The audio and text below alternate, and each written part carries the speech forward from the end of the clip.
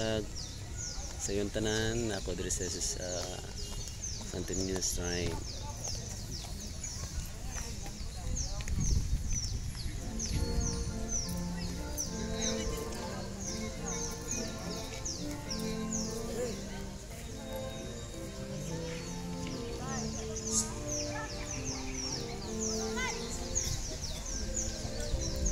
O kana siya ang Santo Niño Shrine, nag-attend og Misa de Gallo.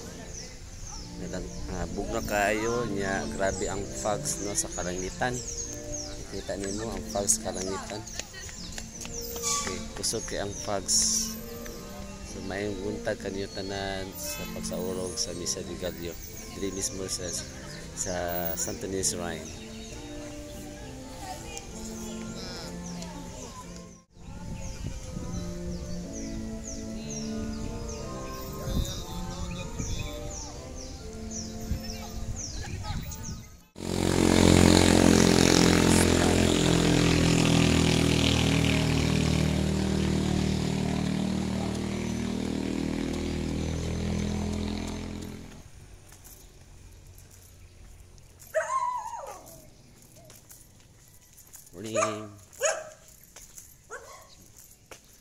Para kung nasa Baguio.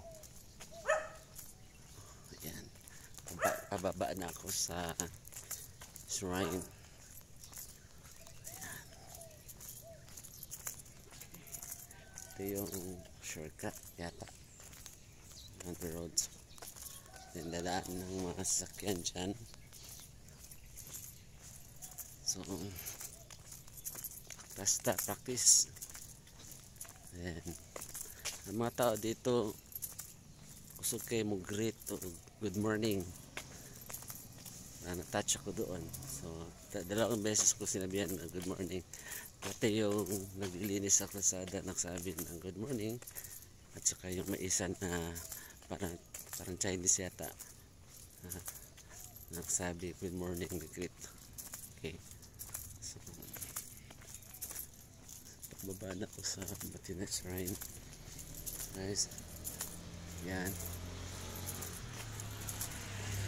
Dito napuntahan ko na yung bata pa ko when I was I think 8 years old. Okay, 8 years old. So itong pakanto dito, yan, papunta Batina GCIS. Ito papuntang pababa ng shrine. So dito ako pababa sa shrine. Sakay ako ng Batina. Ayan.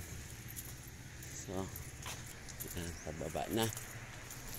Medyo malayo. Okay lang. Okay lang kayo guys. Sa tanan wa pa ng mata, pamata na mo mas maayo magkakalakaw, exercise lang ko sa kundalan.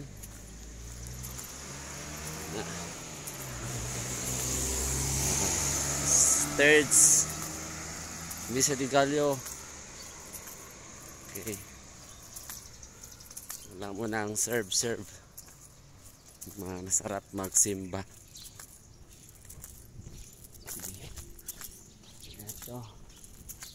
Yan. Daming mga daanan. Espalto ang kalsada. Yan, espalto.